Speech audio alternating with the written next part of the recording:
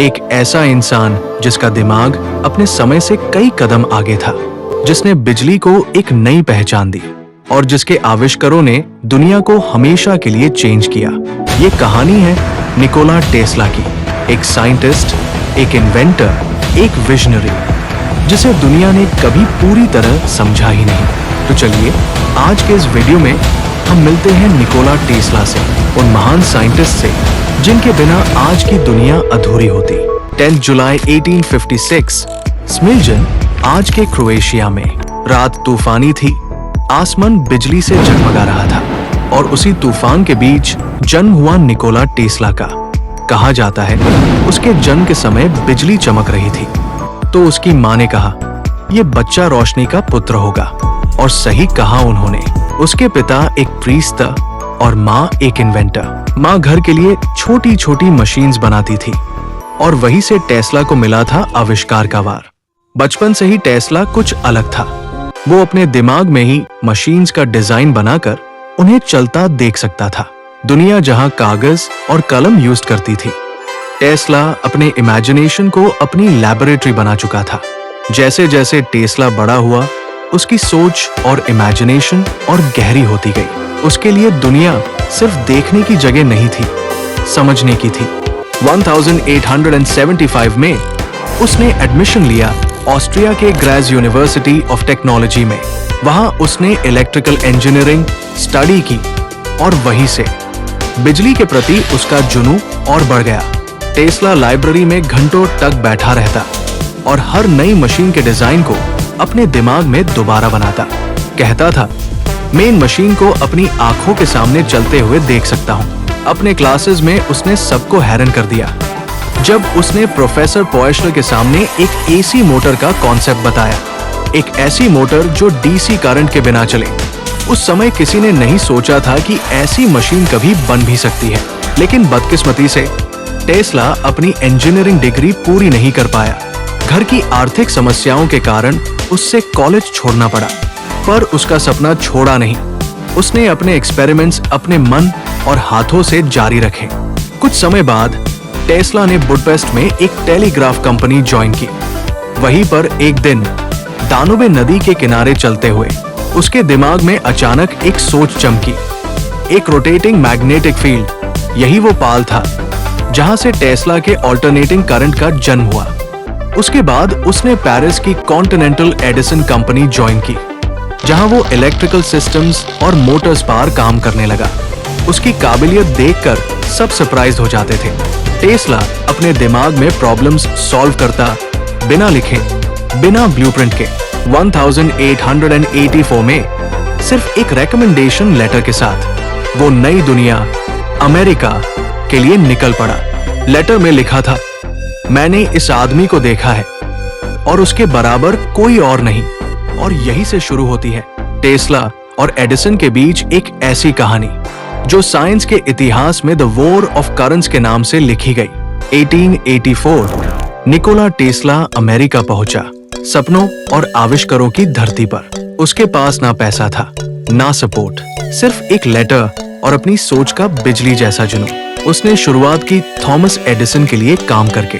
Edison, जिसे दुनिया तब तक लाइट के देवता के रूप में जानती थी, टेस्ला उनके कंपनी में इलेक्ट्रिकल इंजीनियर के रूप में काम करने लगा। एडिसन डायरेक्ट करंट यानी डीसी सिस्टम पर काम कर रहा था, जो शॉर्ट डिस्टेंस तक बिजली पहुंचा सकता था, पर उसके लिए हर कुछ किलोमीटर पर पावर स्टेशन बनाना पड़ता था। टेस्ला ने उन्हें अपना आइडिया बताया, सर, एक ऐसी बिजली भी हो सकती है जो दूर तक जा सकती है बिना ज्यादा लॉस के। ये था उसका ऑल्टरनेटिंग करंट यानी एसी सिस्टम का कॉन्सेप्ट। पर एडिसन ने उसके विचार को ठुकरा दिया। उन्होंने कहा, ऐसी सिस्टम कभी सेफ नहीं होगा, ये लोगों के लिए खतरनाक है। एडिसन का मानना था कि टेस्ला सपनों में जीता है, पर टेस्ला जानता था कि वही सपने कल की सच्चाई बनेंगे। जब टेस्ला के आइडियाज को नजरअंदाज किया गया, तो उसने एडिसन की कंपनी छोड़ दी। कुछ टाइम तक वो अमेरिका की सड़कों पर काम ढूंढता रहा। लेबर का कम करना पड़ा, पर उसने हार नहीं मानी।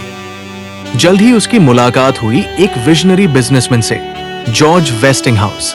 वेस्टिंगहाउस ने टेस्ला के एसी सिस्टम में पोटेंशियल देखा और टेस्ला को सपोर्ट दिया, और यही से शुरू हुआ दुनिया का सबसे बड़ा टकराव, द वॉर ऑफ करंट्स। एक तरफ था एडिसन का डीसी करंट और दूसरी तरफ टेस्ला का एसी करंट। एडिसन ने एसी को बदनाम करने के लिए प्रोपेगेंडा शुरू किया। उन्होंने पब्लिक को दिखाया कि एसी करंट से जान जा सकती है। उन्होंने एनिमल्स को इलेक्ट्रिक शॉक देकर लोगों के सामने एसी को डेंजरस बताया। ये सब देखकर लोग डरने लगे, पर टेस्ला चुप रहा। उससे मालूम था साइंस के साथ हमेशा पहले गलतफहमी होती है, समय के साथ समझ आता है। 1893 में एक ऐसा मौका आया जहां दुनिया को फैसला लेना था। शिकागो वर्ल्ड्स फेयर, दुनिया का सबसे बड़ा एग्जीबिशन। कॉन्ट्रैक्ट मिला वेस्टिंगहाउस और टेस्ला को पूरी एग्जीबिशन को उनके एसी सिस्टम से रोशन करने का, और जॉब उस दिन रात हुई। पूरा शिकागो एक साथ चमक उठा, हजारों बल्ब्स एक साथ जल उठे बिना किसी दिक्कत के। दुनिया ने पहली बार देखा कि टेस्ला का सिस्टम सिर्फ थ्योरी नहीं, एक क्रांति था। उस रात ने सब कुछ चेंज कर दिया। एसी ने डीसी को हरा दिया और दुनिया ने बिजली के नए युग में कदम रखा। निकोला टेस्ला के युग में वॉर ऑफ करंट्स जीतने के बाद टेस्ला दुनिया भर में मशहूर हो गया। उसका नाम अब एक जीनियस के रूप में लिया जाने लगा, पर टेस्ला के लिए ये सिर्फ शुरुआत थी। उसके दिमाग में एक और बड़ा सपना था, एक ऐसी दुनिया जहां बिजली हवा के जरिए सब तक पहुंचे, जहां किसी वायर, किसी पोल की जरूरत ना हो। फ्री एनर्जी हर इंसान के लिए, हर जगह पर। इस सपने को पूरा करने के लिए टेस्ला ने बनाया वार्डनक्लाइफ टावर, एक ऐसा वायरलेस ट्रांसमिशन टावर जो पूरी दुनिया तक एनर्जी और सिग्नल्स भेजने के लिए बना था। टेस्ला मानता था कि एक दिन पूरा प्लैनेट एक दूसरे से बिना तारों के जुड़ जाएगा। वो कहता था, एक दिन दुनिया के किसी भी कोने से हम बिना तार के मैसेज, तस्वीर और आवाज भेज पाएंगे। आज हम इसको कहते हैं वायरलेस कम्युनिकेशन। टेस्ला ने 1900 के आसपास सोचा था, जब दुनिया टेलीफोन के नए दौर में घुस रही थी। लेकिन जैसे हर महान सपने के साथ होता है, उसके सपने के रास्ते में भी पैसे की दीवार आ गई। जेपी मॉर्गन जैसे इन्वेस्टर्स ने उसका सपोर्ट छोड़ दिया, क्योंकि उन्हें लगा अगर बिजली फ्री मिल गई तो प्रॉफिट कौन कमाएगा, और बिना पैसे के टेस्ला का वार्डनक्लाइफ टावर अधूरा रह गया। फिर भी टेस्ला ने हार नहीं मानी। वो नए एक्सपेरिमेंट्स करता रहा, हाई वोल्टेज, वायरलेस ट्रांसमिशन और नए इन्वेंशंस पर। लेकिन समय के साथ दुनिया चेंज हो गई और लोग टेस्ला को भूलते गए। 1930 के दशक तक टेस्ला के पास ना लैबोरेटरी थी, ना पैसा। वो न्यूयॉर्क के एक छोटे से होटल के कमरे में रहता था और अपने पुराने पेपर्स लिखता रहता था। उसने कहा था, मैं चाहता हूं दुनिया मुझे समझे, पर मुझे यकीन है एक दिन समय मुझे समझेगा। 7 जनवरी 1943 को निकोला टेस्ला दुनिया छोड़कर चला गया, बिना शोर के, बिना पुरस्कार के, पर पीछे छोड़ गया एक ऐसा विरासत जो आज तक जिंदा है। आज हम हर लाइट स्विच ऑन करते हैं, हर वायरलेस डिवाइस चलते हैं, तो कहीं ना कहीं टेस्ला के सपने जीवित होते हैं।